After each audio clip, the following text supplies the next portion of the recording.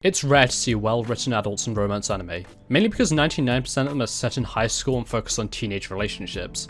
This isn't a bad thing, but it means that there's often a lack of variation in the character designs and personalities. That's why I was so drawn to the manga I discussed in one of my previous videos, go watch it if you want. When I was searching for more office work or rom-coms, I noticed a lot of strong recommendations for one called Waterkoi.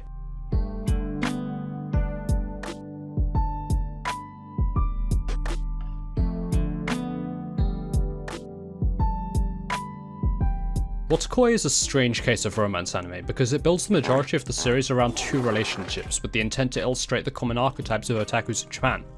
There's the gamer, the fujoshi, the cosplayer, and the shoujo fan. The focus on friendship as well as romance really reminds me of Horimiya, and honestly, Waterkoi is the most similar anime to Horimiya that I've been able to find, right down to some of the character designs. I actually read the manga for this first and didn't realize there was an anime adaptation until I stumbled across it when looking for more anime to watch. The manga was good, but got lost in the sea of manga that I read, but upon watching the anime, I really found what made this series stand out. Waterkoi, or オタクに恋は難しい is a series written and illustrated by Fujita. It's a pretty old series in comparison to some of the other anime I've talked about, beginning in 2014.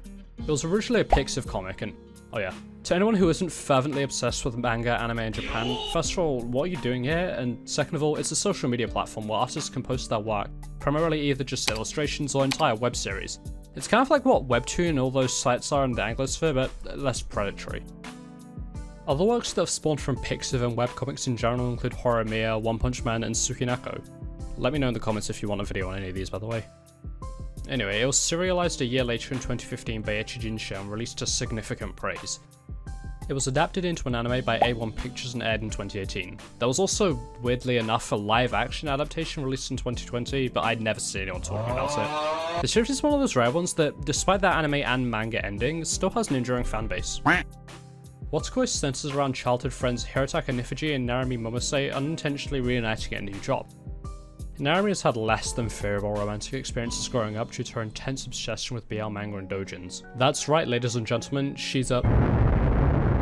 On the other hand, Nifuji has completely ignored romance in favour of that Sigma-level grindstone in his various games. The two decide to go out as they're both otaku and they don't need to worry about keeping secrets then. We also get exposed to the next couple as well, the acquaintances of Nifuji, Koyanagi and Kabakura. These two have been going out since high school and we really get a compelling shonen/shoujo romance backstory for them in the OVAs. These two act as the more turbulent, explosive couple in contrast to the more laid-back disagreements between Nifuji and Narumi. There's also a secret third couple that I didn't mention or show at any point before. Easily my favourite romance between Nifuji's adorable and slightly hapless younger brother Naoya and their reclusive, shy, similarly game-obsessed girl Ko Sakuragi. Naoya's unlike his brother in every way. He's outgoing, friendly, optimistic, and utterly hopeless at video games and general otaku interests. After he takes interest in the terribly anxious Ko, the two enjoy playing games together and fighting Ko's crippling social anxiety until eventually they go on a date. Unfortunately, most of this amazing development happens only in the OVA, but you get plenty more in the manga. For the scene analysis, I really wanted to talk about this scene between Ko and Naoya, because honestly, they're my favourite couple on the show despite not being the main one. I felt like I still had to talk about the primary two, so I went with this one from the OVA. Nifuji and Narumi are both out for a company trip to an onsen, and they both step out of the main assembly. Narumi, peppy as ever, is pulling for gacha characters in her game, while Nifuji enjoys a quick smoke. The scene is short and sweet, but perfectly communicates the two's emotions throughout the entire episode. Because of the company outing, they haven't been able to be together as much as they'd like, but now they finally have a chance, and it's not overdone as some big dramatic reunion, it's just written realistically, where they enjoy each other's company while still being in their own elements. Of course, Nifuji reflects on his own feelings of separation, because Narumi's already talked about hers earlier in the episode, and how he's just so damn happy to be with her. It's a really tight microcosm of the series and how well they're written. It's not the sappy saccharine high school story that so many rom-coms are. It's two adults enjoying each other's presence and passing time together, just like real people do in the real world. I just lost my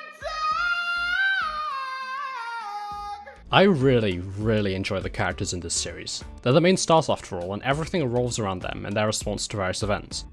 Whether that be another character's emotions, their situation, or just their own introspective perspective, they act so realistically but still funny and entertaining. Where I think this series really suffers is in the world building. There's nothing outside of the main characters.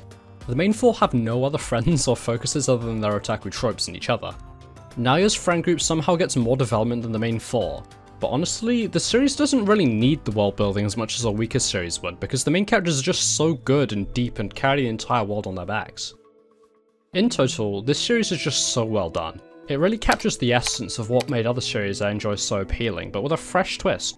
It also appeals to my goldfish attention span by presenting 3 different couples to switch focus around. It prevents any of the tropes and interactions from being too stale and instead lets everything breathe and move at the pace it really needs to.